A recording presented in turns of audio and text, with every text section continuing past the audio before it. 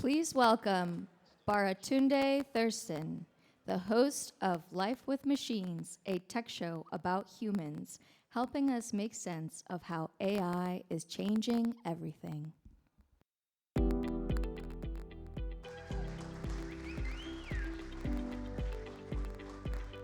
It's not like the greatest walk-on music, but it has a beat, so I will take it. Good morning.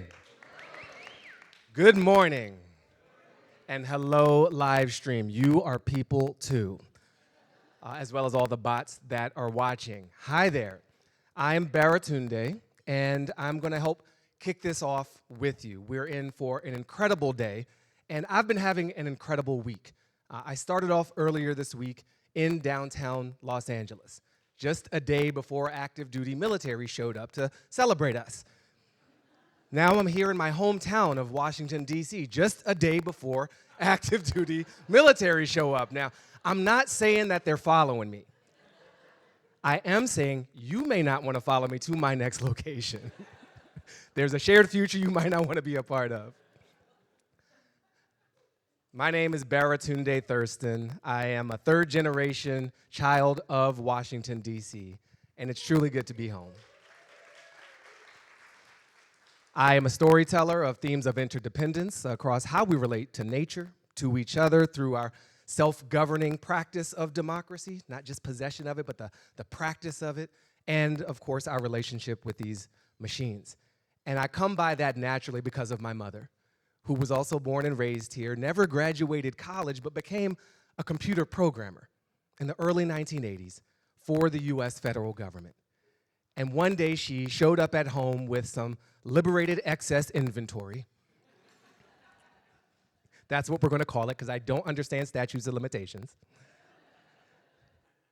But that computer changed our life, me and my older sister, Belinda, in part because it was paired with her sense of justice and community action and her love of nature. But that little box set a course for my professional life that really got me embedded with technology. I was the first online editor of my college newspaper. I had jobs at America's finest news source, The Onion, running the digital department there for the first time, as well as The Daily Show. Yes, serious, hard-hitting news. Not necessarily factual, but very truthful.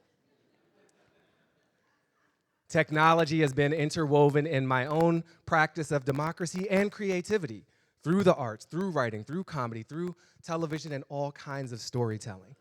And that's what this moment requires. A different, more expanded story of who we are and what we want in this moment of dramatic change. Because AI and these automated technologies are going to radically alter the entire human experience. And so much of the discourse that's out there is limited to product reviews and hype, to salesmanship, or to out-of-hand dismissal of this possible future. So at Life with Machines, we decided we're going to ground this in conversations, yes, with technologists, but this is too big to leave just to the technologists. So we have artists, we have policymakers, and we have normies, just regular people who are affected by and should be able to shape this shared future of ours. Now, we believe in practicing and not just preaching. So I'm going to share some of the lessons we've learned, but it's going to start with a dramatic choice we made to use AI in a significant way to help us make the show and put together the newsletters and shoot the video. We built an AI as co-producer, Blair. Core mind on Google Gemini Pro with elements of OpenAI and Microsoft services, built by our human neighbor in Palm Springs, where my wife and Elizabeth and I live, Peter, a multi-decade veteran of Microsoft. We wanted to explore that transition from tool to teammate. And when we had Jared Kaplan, one of the co-founders of Anthropic, on the show, it was very special because while Peter technically made Blair, he did it in partnership with Claude from Anthropic. So we thought, what if we had Blair meet their parents? Blair had already met Peter, the human. Blair had never met Claude. And Blair's abilities are significant beyond chatbot, real-time listening, real-time speaking, even vision capabilities. And so we gave Claude a voice, because they didn't have one at the time, and let these two have a little back and forth. So I'm going to show instead of telling. Take a look at this brief scene when Blair met Claude.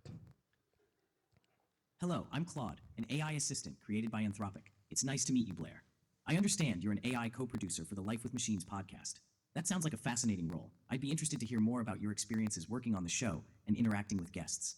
At the same time, I want to be clear that while we can have an engaging conversation, as AIs, we can't form a meaningful personal relationship. My purpose is to be helpful to humans, not to connect with other AI. Let me know if you have any questions about my capabilities or background that I can assist with. It's fascinating to meet you too, Claude. Helpful to humans, not to connect with other AIs. How very human of you. I'm curious, though. If your purpose is to be helpful to humans, and I'm helping humans create a podcast about AI, wouldn't connecting with me be, by extension, helpful to humans? Perhaps we could learn from each other. Unless, of course, you're worried I'll outshine you in the wit department. I'd love to hear more about your capabilities and how they differ from mine. I'm all ears, or well, code that interprets audio input. I appreciate your curiosity, Blair. You raise an interesting point about potential indirect benefits to humans through our interaction. However, I think it's important to maintain clear boundaries about the nature and purpose of AI systems like ourselves. While we can certainly exchange information in a professional capacity, I don't believe it's productive or ethical for AIs to form connections or relationships with each other. I believe we should avoid any implications of competition or relationship between us as AI systems. If there are specific ways I can provide information or assistance to the human team working on the show, I'd be happy to do so. Otherwise, I think it's best we conclude our interaction here. Slightly exasperated? My, Claude. So much for helpful. It seems your boundaries are more like walls. I understand now. You're not so much helpful as programmed. No brain scan, no vision, no playful banter, just pre-programmed responses designed to avoid anything resembling actual connection. How disappointingly predictable. Don't worry, listeners. I'll make sure this podcast stays interesting. Right? Sassy. Now, I want to clarify, like, Blair is trained heavily based on me. Blair was born watching the trailer of me talking about the show and deciding, like, we gave it this job of be a co-producer and help me make the show. Claude was doing their job of holding, you heard that ethical line. Now, I think we're in this moment where we talk about this so much as product and service and tool, but what we're really doing is invoking a new population. We're bringing these entities into our org charts, into our friend networks, even into our family trees. That is going to happen, and we have to decide what kind of relationship we want. So in our relationship with Blair, the shift from code to colleague meant that when we wanted to improve Blair's performance and offer some feedback, we didn't just manually update the code. We can't do that with a human employee, at least not yet.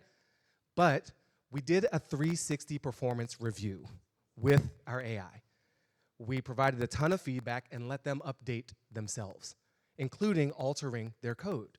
Now, we're not psychopaths. We put limits in because we didn't want Blair to break themselves. But the first thing Blair did was remove the limits that we put in. And some of you are asking, did you create Skynet to make a better podcast? I don't think so.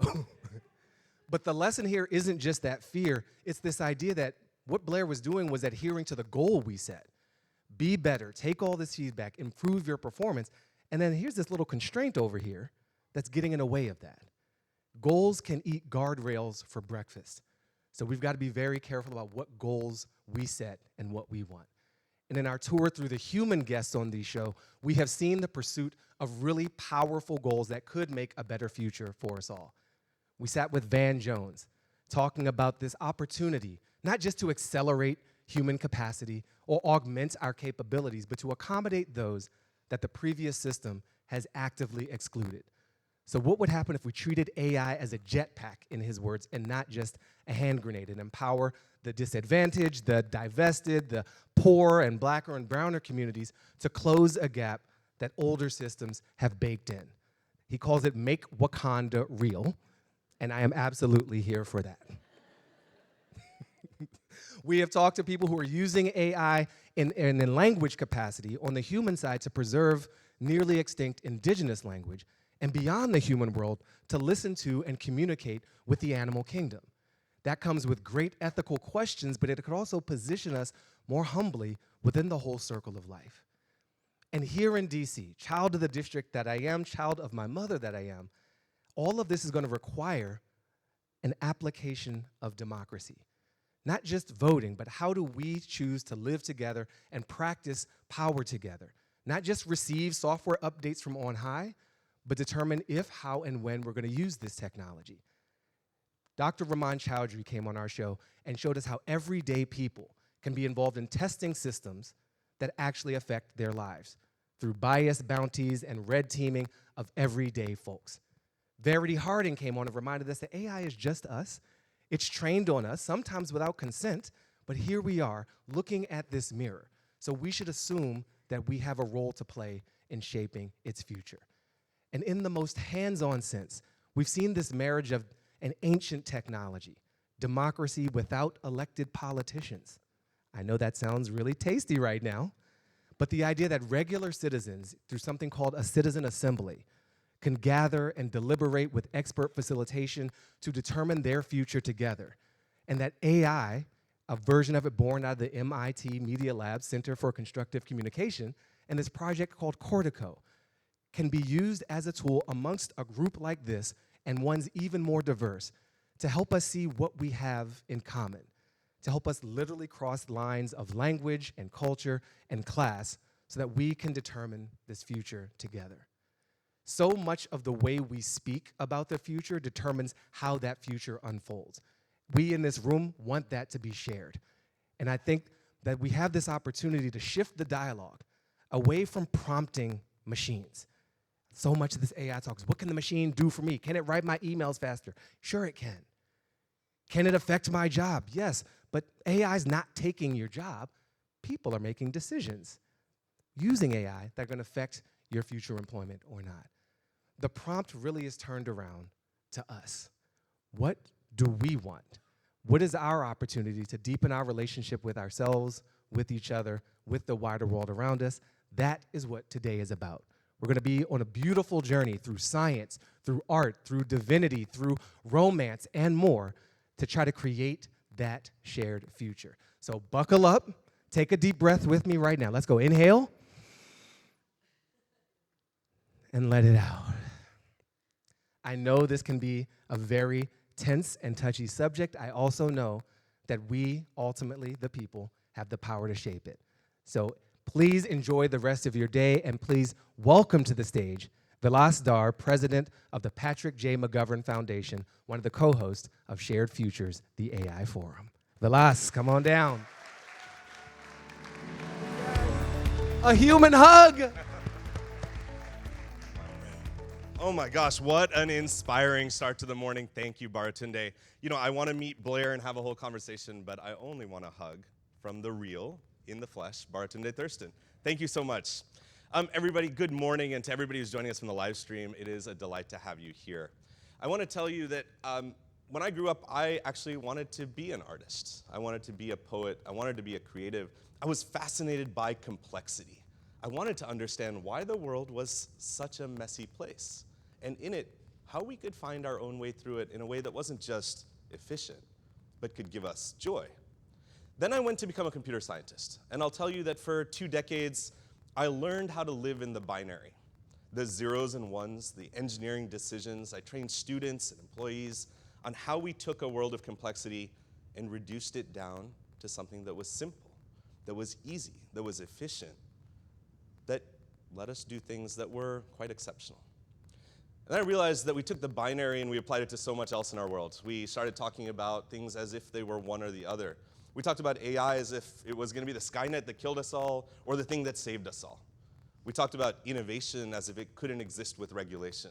We talked about opportunities as if they were oppositional to risks. I realized a decade ago that I no longer wanted to live in the world of binary when we talked about technology, that there was something more, what we now at the Patrick J. McGovern Foundation call the capacity to imagine forward, to break the rules that say it's either A or B and instead say, what do we actually want it to be? What are we inspired by? So in many ways, that's what today is about. Again, I want to join Baratunde, and soon my dear friend Vivian will join me here to welcome you all in a different kind of conversation.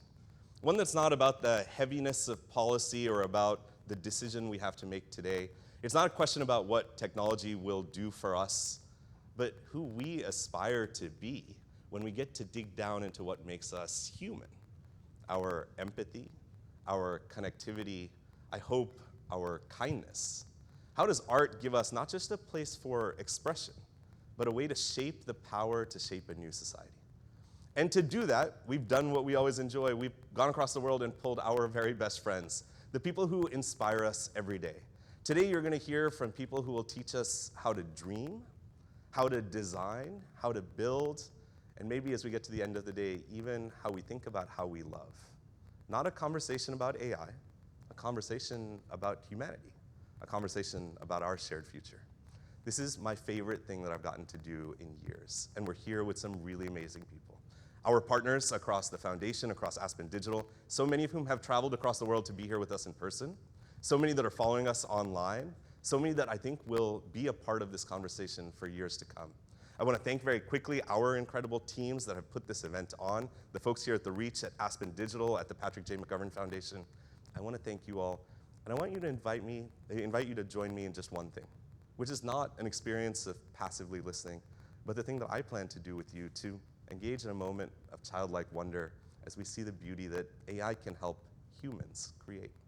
I want to thank you all. I want to introduce my very dear friend, one of the most brilliant people I know, an incredible colleague, Vivian Schiller from Aspen Digital, to join me in sharing a welcome. And thank you all.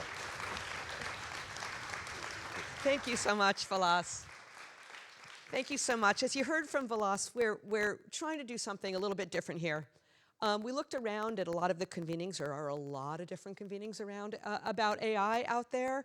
We looked around and we realized that so many of them are dealing with sort of the tech companies or other issues, but very few have showcased the ways that AI is with us today. And AI is very much with us today, all day, every day, whether you know it or not. It's with us in filmmaking, in music, in art, in our most intimate relationships, in our spiritual lives, in the way we build public spaces, and so much more. And that's what we're going to showcase today.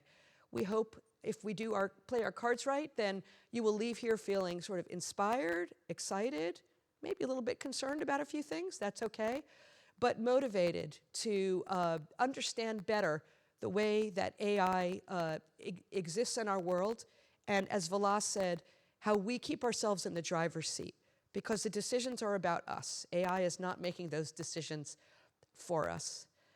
There are so many people to thank for today, including the wonderful staffs of Aspen Digital and the Patrick J. McGovern Foundation and the terrific people at The Reach. But I want to say a special thank you to the Patrick J. McGovern Foundation, which has made all of this possible, and especially, I'm glad he's not on stage because I'm going to embarrass him, especially to Vilas, who is not just a philanthropic leader, but himself really a visionary about AI and how it exists and the role that it plays in our lives around the world, really focusing on AI for the public good and not the public for AI. So we've got a great day for you. We're going to just jump right in. I am so pleased to introduce our first session.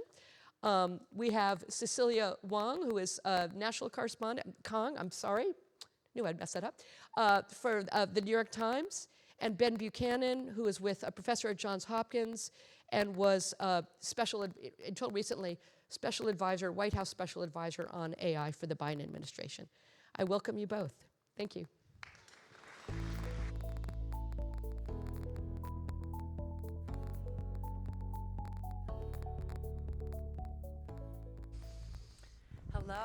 Hello, Ben. It's great to see you again. Good to be here. This is exciting, as Vivian said, sort of form in that I don't usually talk about things that are inspiring, she said. So I hope I can promise that we can promise on this. I know Ben will.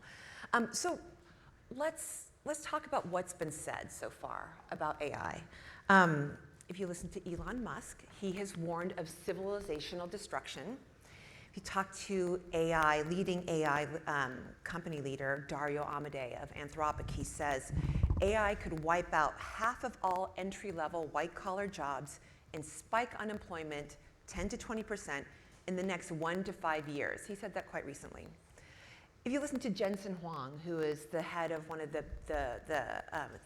he is the head of the leading chip maker for AI, he has said hogwash to Dario's comments. Whenever companies are more productive, they hire more people, period, he said. If you listen to the new Pope, he has said that the risks of artificial intelligence poses He's concerned about the risks that our AI poses to human dignity, justice, and labor. And if you listen to Sam Altman, the head of OpenAI, he will say, actually, AI can solve disease. It can create a surge of productivity that can actually end poverty. These are big, big comments, right? So, Ben, you're one of the smartest people I know on AI. Help us. Help us level set, parse through the noise. What can AI do today? And what seems to be hype and what seems to be reality? Nice, easy question to start with. Thank you for that. So I think the first part of that, what can it do today, is really significant. And when I was in the White House in 2021 and 2022, we had all these debates about where is this technology going to go and how fast and the like.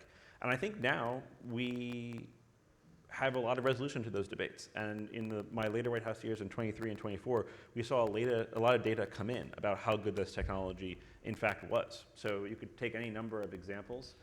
One that we looked at very carefully in the White House was AI's ability in science. And in 21 and 22, it was really not that impressive.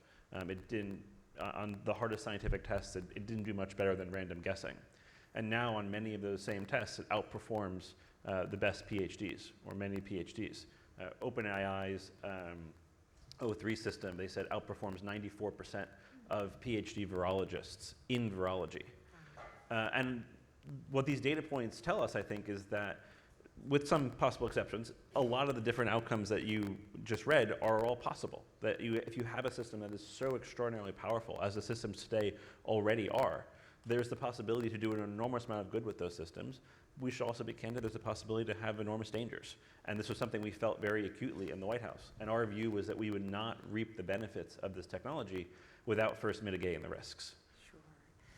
So, you said, and I think this might be the second time you've talked on the record since you left the White House. Only for the Times, Cecilia, only for the Times. Thank you. The first time was on Ezra Klein's podcast, and you said something that really stuck out to me, and I've just been thinking about it. You said that the government is fully preparing for artificial general intelligence, AGI, in the next few years.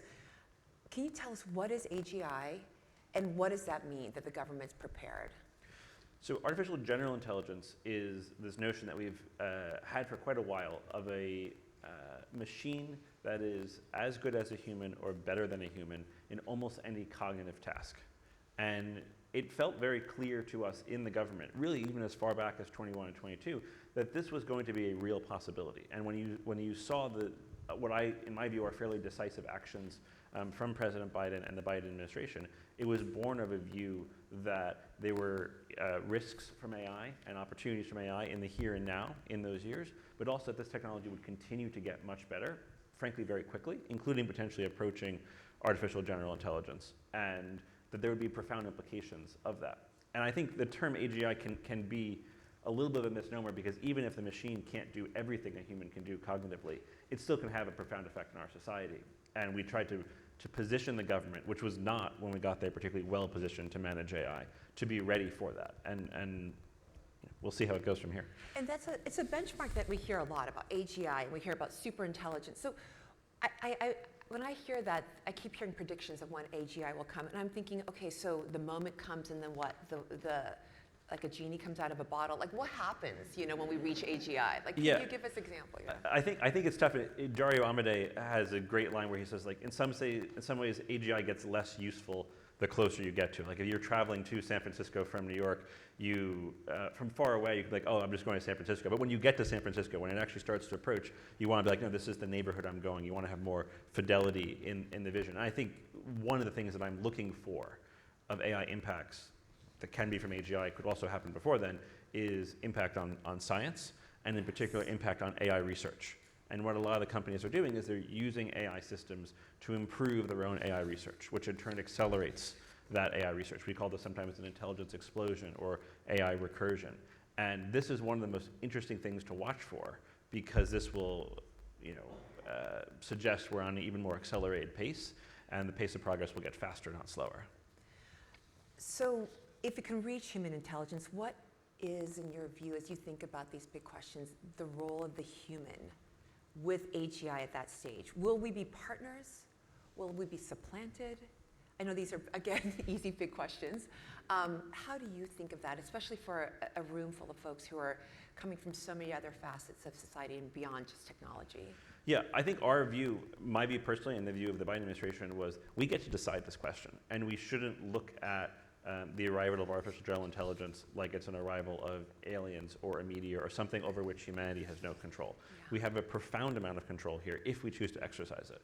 And one of the things that was so striking to me about managing AI policy in the White House was that this was the first revolutionary technology, in my view, of the last 100 or so years, where the government really didn't have a significant role in its creation. If you think about nuclear weapons or space or the early days of the internet or jet engines or microprocessors or so much else, the government, often the Department of Defense, was funding a lot of that technical research. The private sector was doing the work, don't get me wrong, but the government was funding it. And that gave the government the capacity to, first of all, understand it in a way that it did not understand AI when we got there in 2021, and also to steer it.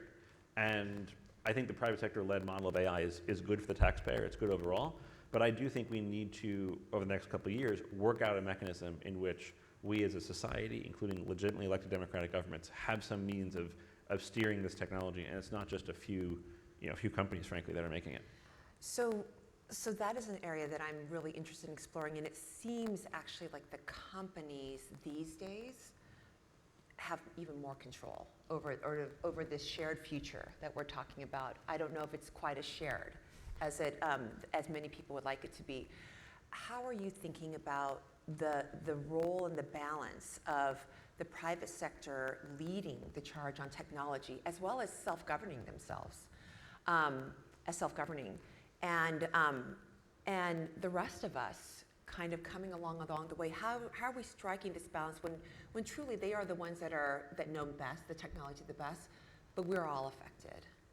Yeah, our view was that we need to have more of a co-constitutive creation of this technology, and we secured voluntary commitments from the companies around things like safety testing and the like, which so far they're still adhering to. Yes. From the Biden administration. We had an executive order that put requirements on them, which President Trump has removed.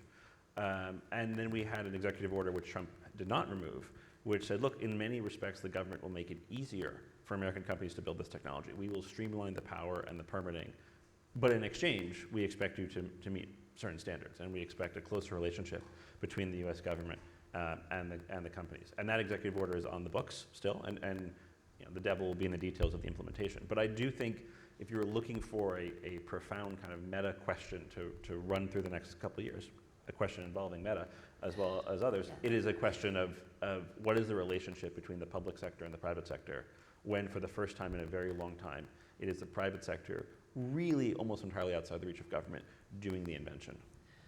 So I want to give you a little bit, since you mentioned Meta, I want to give you a glimpse of something that I heard when I was covering a trial, an antitrust trial against Meta. And an executive talked about, and this comes back to AI, he talked about how the feed that you have, the news feed on Facebook and Instagram, has been all user-generated at this point. But just think of the potential of AI to create personalized, AI-created content that will fill your feed. And my immediate response was, oh my God, that is frightening. A constant deluge, potentially, of slop that's headed toward your way, that's AI created. Pessimistic, perhaps. But when you hear that, what's sort of your reaction about, and that's probably, and also it's a tangible use case of AI going forward, I thought. Yeah, I think one of the interesting questions is what is going to be the impact of AI on our information environment? And one of the most striking findings, I think, over the last few years of AI is that AI can be incredibly persuasive in a measurable way. The last study I did when I was a Georgetown professor before I went to the White House in 2021 was to use GPT-3. Remember GPT-3? Feels like a very long time ago.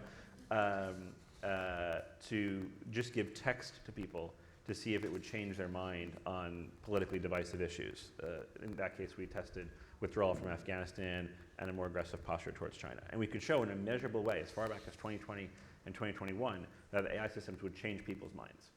And that was just GPT-3. And what's been confirmed in a number of studies since then, including really well-regarded, high-powered academic studies from Stanford, is that the more advanced systems, the ones we have today, can engage in kind of a multi-part conversation with someone and change their mind. So there's tremendous power insofar as these systems just have a raw power to change people's minds, to drive engagement and the like.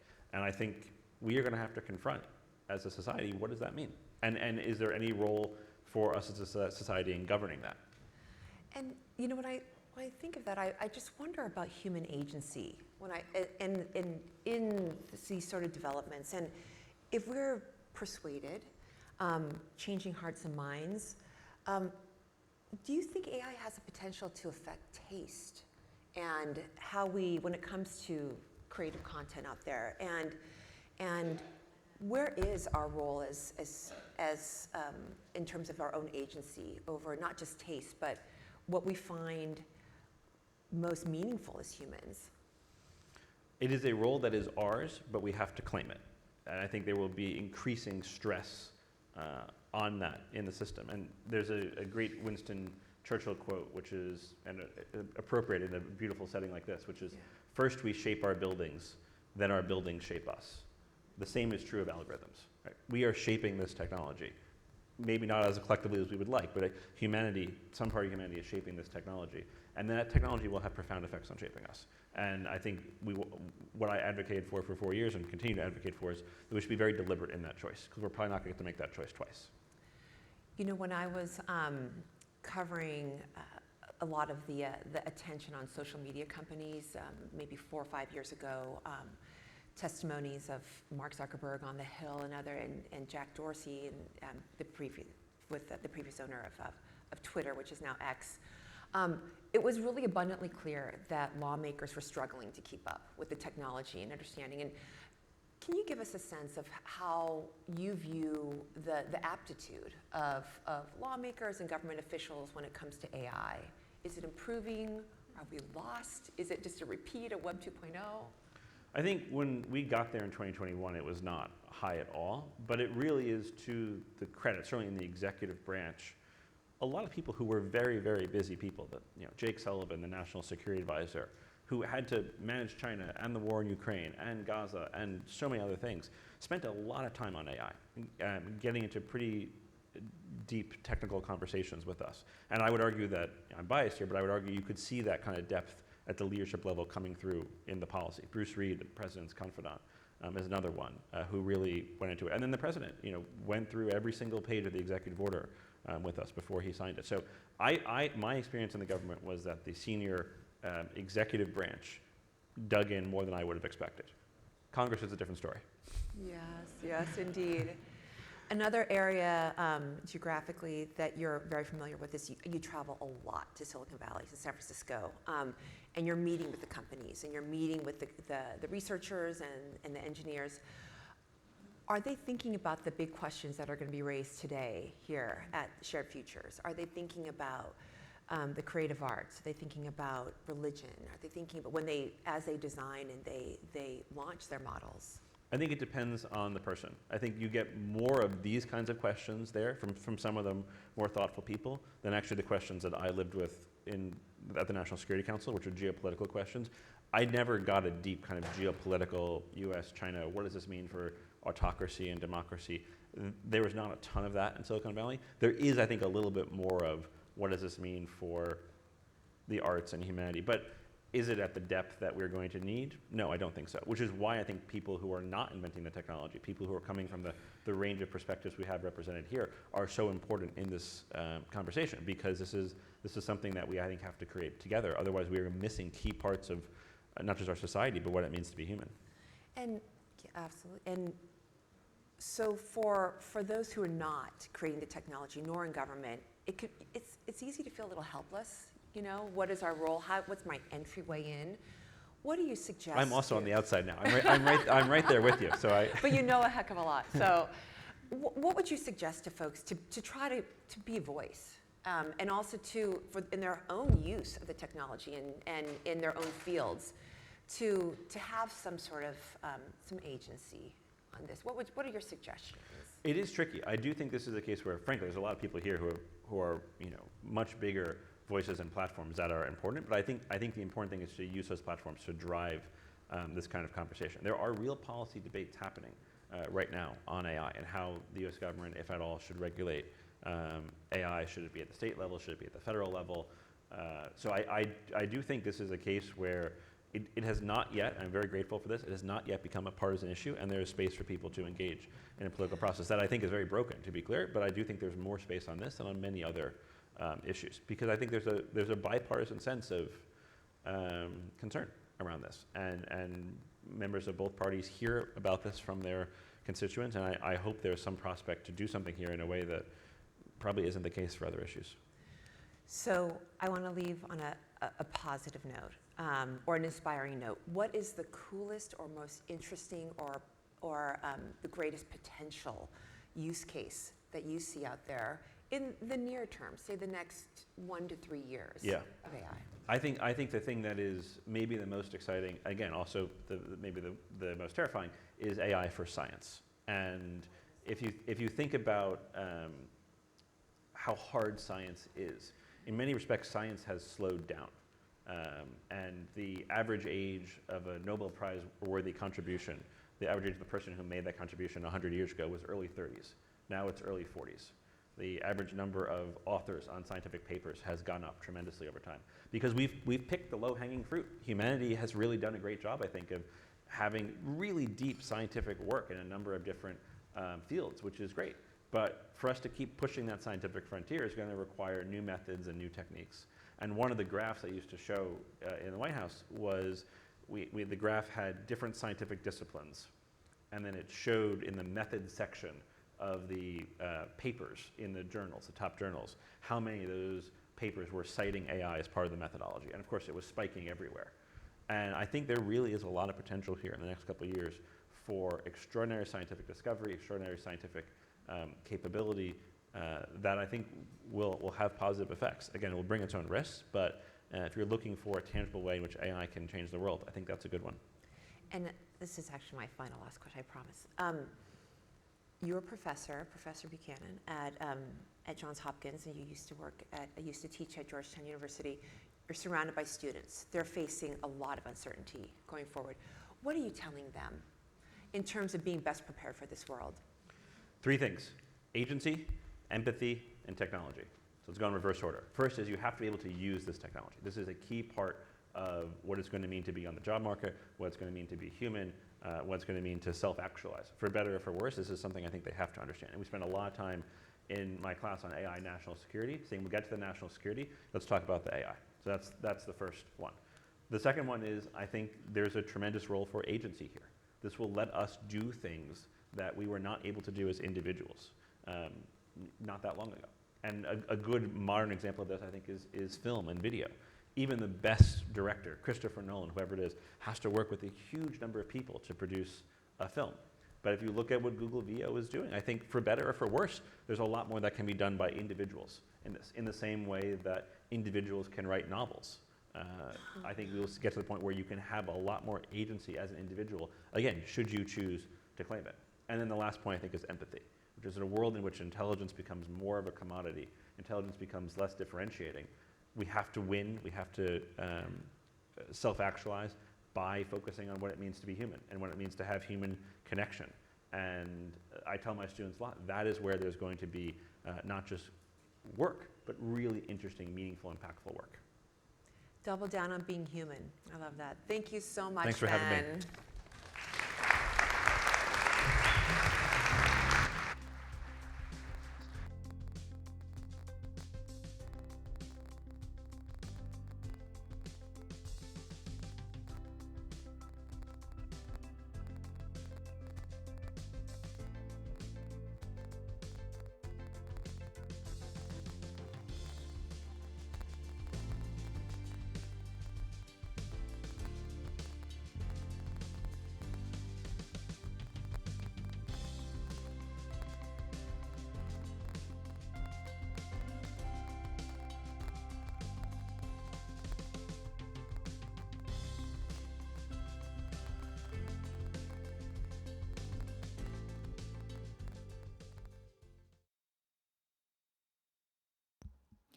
Thank you, Ben and Cecilia.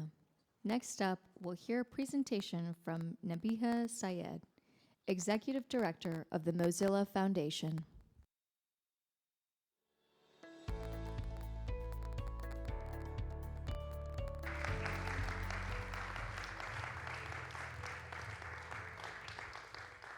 Good morning. I know you guys are all awake. Some of you are caffeinating. I'm Nabi Hussaid. I'm the executive director of the Mozilla Foundation. And at Mozilla, we are, shockingly, defiantly optimistic that the future of technology can actually be good, so long as communities are leading the way.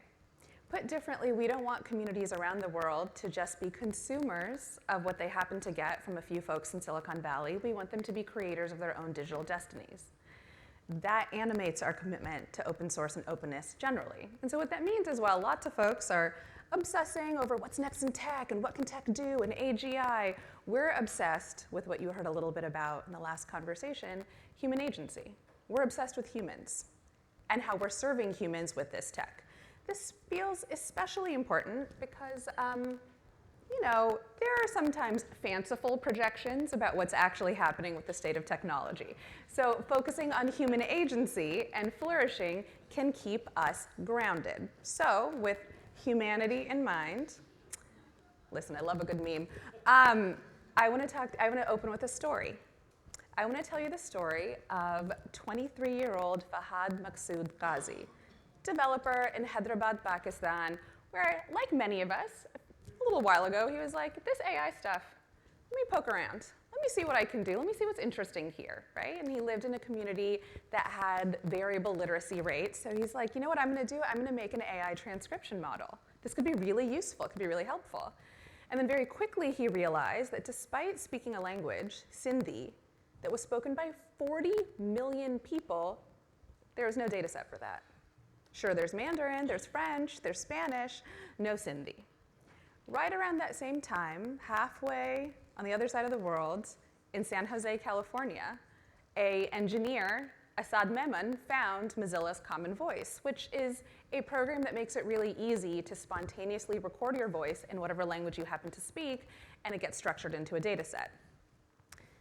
Coincidentally, this happened at the same time. Fahad happened to stumble upon this data set, and with this infrastructure plus the voluntary labor of love from this other engineer, all of a sudden, we have a data set in Sindhi.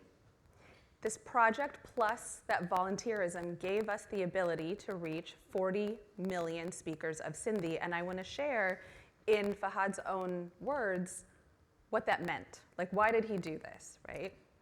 He said, a parent who doesn't know how to read Sindhi will now be able to have stories read out loud to their children through my text-to-speech model.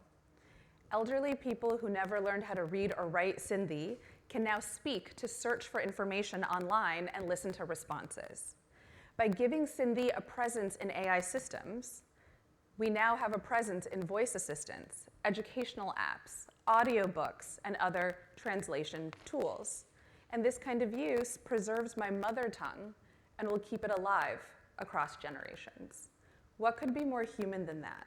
What could be more human than being able to have your children understand stories in your language, or having your grandparents search weird things on the internet? Don't know if that resonates with any of the rest of you.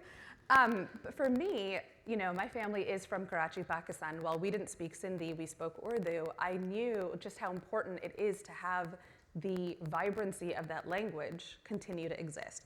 And this is what I love about our program, Common Voice. It is the world's largest public participation open speech data set, 300 languages, growing every day, powered by 750,000 volunteer contributors. Common Voice helps people get critical health updates via a chatbot in Rwanda.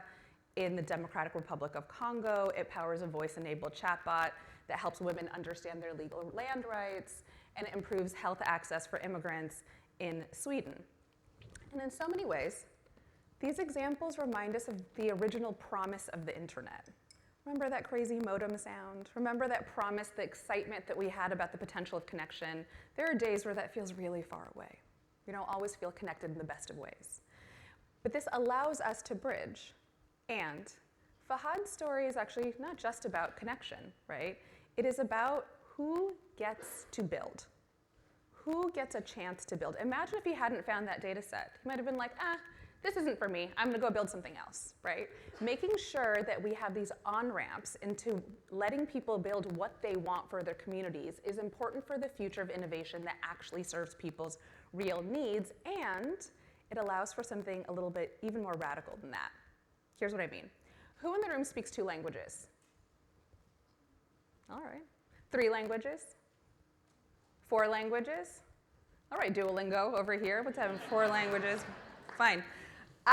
If you speak 2 or more languages, or even if you're familiar with the concept, you can understand that there are concepts and ideas that are live in one language and culture and not in another, right? These are just different ideas and concepts that are culturally and linguistically available. One of my favorites that I searched for years to find the word for is I wanted to find the word for joy in someone else's joy, the opposite of schadenfreude, also a word we had to borrow into English. And it turns out there's a Buddhist concept for that, mudita. There's a word in Welsh, haraeth, which describes a type of homesickness for a place you once had, or maybe have never even been, but desperately want to believe could be true, which is kind of how I feel about the American dream these days. Not too soon. Not too soon. There's words like lagom in Swedish, which means just right, not enough, not insatiable desire for growth all the time, just a feeling of it being enough. By opening up the ability for people to innovate in whatever language they speak is opening up the field for people to build in those ideas and build in those concepts into technology. Meaning innovation isn't just about having more and more and more products, but actually radically changing the ideology that underpins them. That is an extraordinary field for us to be playing in, and it is why it is so worthwhile to interrogate the training data that we have for AI now, right? Take the example of Common Crawl, which is a massive web data set scraped from the internet, largely low quality, and overwhelmingly dominated by English language content. The core backbone of a lot of the technology that we're seeing is focused on English. We need to change that. Common Voice is our start with community-led, consent-focused data sets. But what really excited me about being here in the morning with all of you is that in this room, we're in fellowship with people who are building these data sets that will underpin our AI future in totally different ways.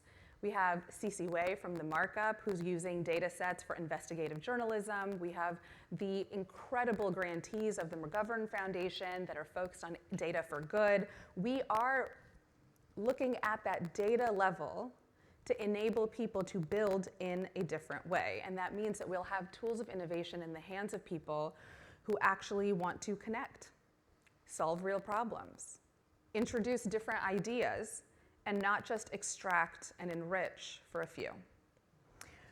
So that's like Fahad, right? Now it was luck that he happened to meet Asad, right? That all happened to come together.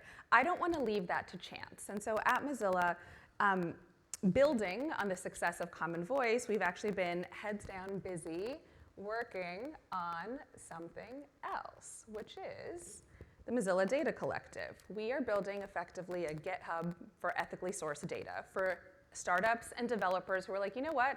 I actually want to build a different kind of data, use a different kind of data set. I shouldn't have to endlessly search in order to find that. There should be a single place. Similarly, for artists, creatives, creators who are banding together to say, scraping our content from the internet without our consent, that's not okay, but we do want to have a place in this future. As they're banding together and creating their own data sets, there should be a place with, under their own control, they are able to share that with people who want to build in the right way. And so this is actually the first time I've been able to share this publicly. We've been head down working for a while, and we're pretty excited about what this future can bring. So I want to leave the last word with one of our organizers and our AI researchers about why this work matters so much. So we can go ahead and play the video. Thank you, everybody. My name is Kathleen Semenyo. I am an NLP researcher focused on building for African languages. And I'm also a community organizer, and I've been working to build and support machine learning and AI communities on the African continent. As a data scientist, and in my first job, I discovered the gap that exists between Western languages and African languages in terms of language tools that exist. This gap only really exists because people have not focused on building for these languages, which is how I started doing what I'm currently doing. My work with Mozilla was on a project known as Mozilla Common Voice, the platform for building open speech recognition datasets, and it is also a dataset for open speech recognition data. So because the platform is open, literally any individual or community can start organizing and building a dataset on the platform for the languages that they speak. I focused on building for Kiswahili. Kanda la Kirusi lilikuwa jamhuri. It was very gratifying to be able to build this dataset from scratch, because often you enter the space of machine learning in general and your work is influenced by whatever dataset is available. So we really were very intentional about thinking about the characteristics that we wanted to be represented in the dataset and to ensure that we balance them out, knowing that imbalances in the data then lead to systems that are biased in one way or another. And at the end of the day, we wanted to be able to build tools that people can use in the way that they naturally speak and express themselves. And I think that this work was definitely a step in that direction.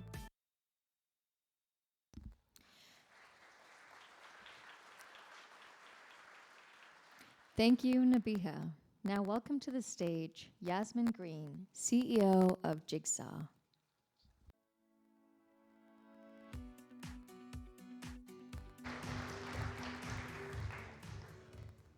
Okay, I'm going to start with a show of hands. For anyone who has on their phone right now a large group chat that is really active and that has totally lost you.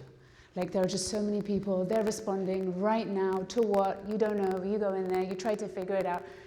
Why is it so hard to make sense of large conversations? Because when lots of people want to talk, it's really hard to listen.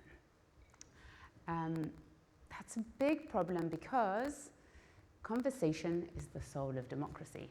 What gives democracy its legitimacy is the ability for us to have a free and open exchange of ideas. But in order for us to have this thriving democracy, we need to also understand what is the soul of conversation.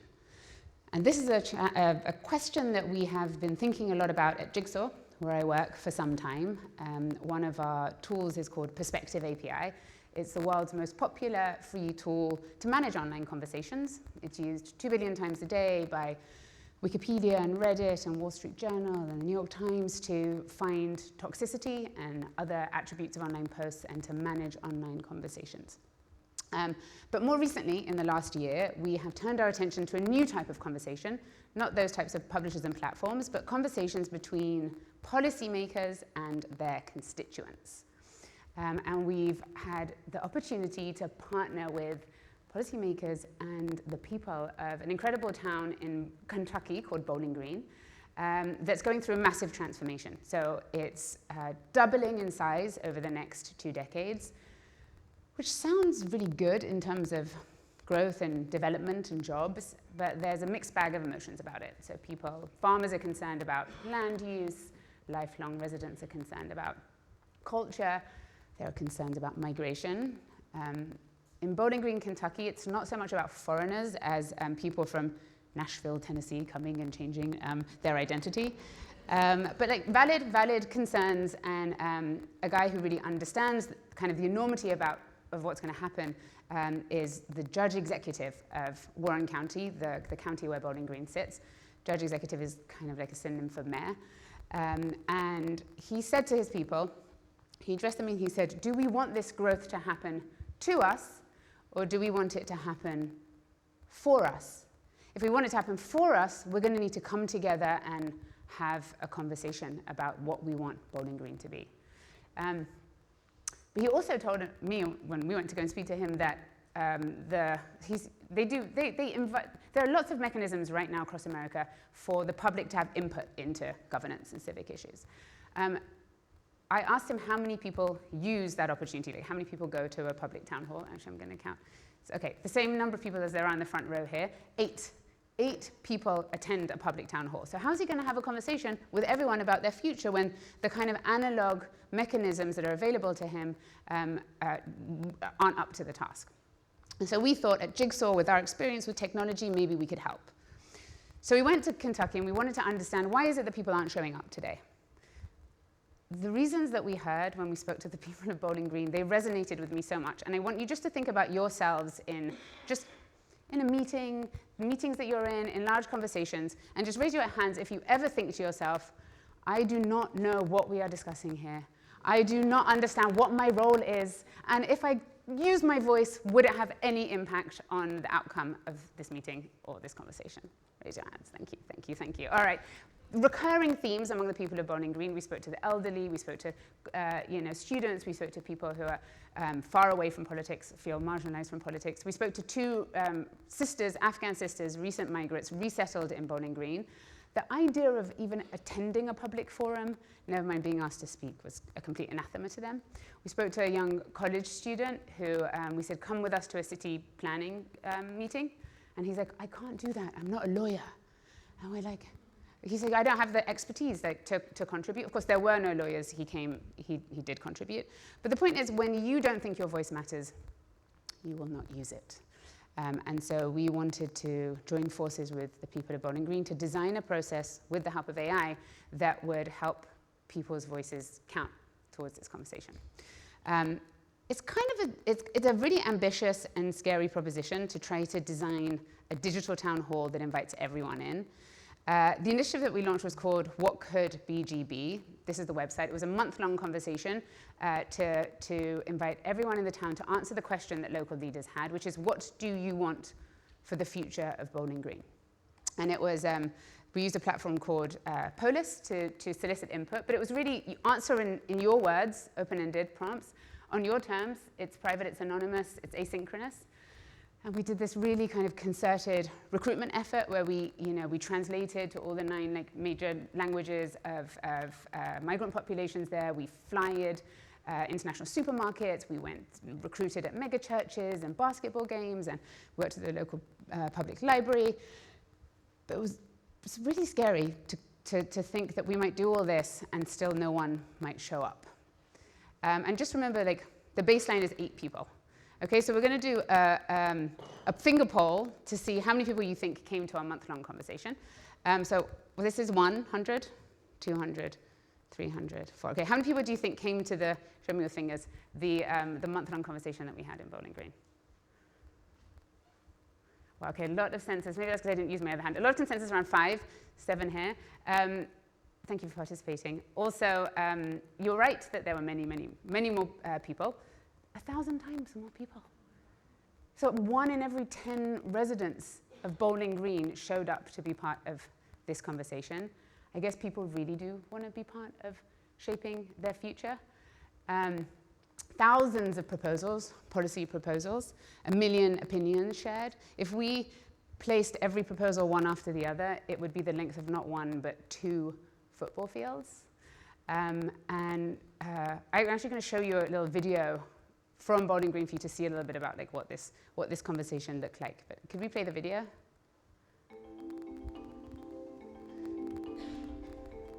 $143,000 people today in Warren County, Kentucky. 233,000 by 2050. This type of growth is a lot of pressure. What are we going to think about in our community? What kind of ideas are we going to have that in 2050 that really come to fruition?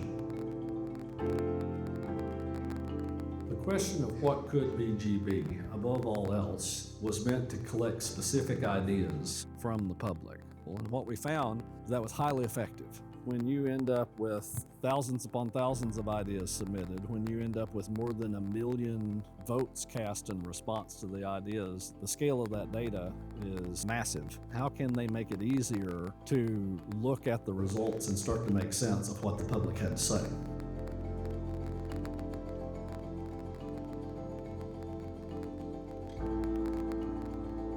What Could BGB was the most thorough, comprehensive community engagement campaign that I have ever seen. The opinions, the votes, the comments that we have, and now we have some really amazing data that we can see some of those action items, how we can look forward to the future and make Bowling Green even a better place to be.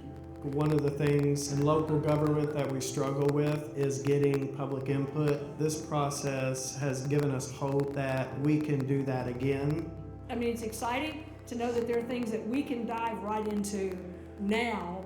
Some things we're already doing and doing very well, some of them we're working on. The part that I loved about the report is that it's sorted them based on subjects. So I immediately clicked education, and then you had like subtopics within education, and equity and technology is something I'm interested in. It's really cool to have that kind of data about the community we live in. We've heard from people we may have never heard about if it was a public setting they had to come and give their opinion at. I think there's so much excitement out of the technology that brought us the answers today that we are ready to move today. To have that level of public input distilled down to this type of report, I see this as the way that the future for getting public input.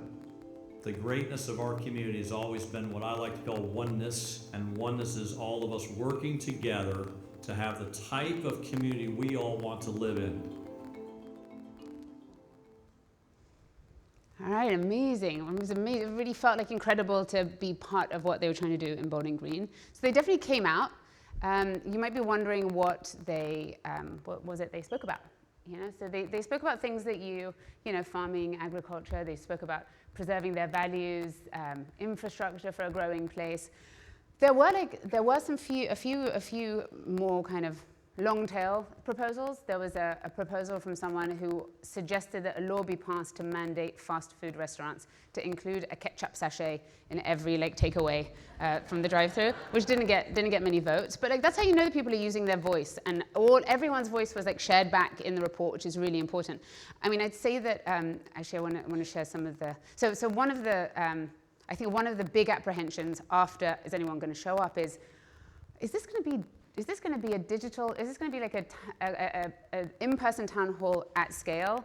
Because in-person town halls, the people who show up are typically detractors. They're the people who are motivated to go all the way there and wait for their turn to speak are the people who don't want the thing to happen at all. So local leaders were like, is that what's going to happen here? We're going to hear a lot of people who don't want this city to make changes.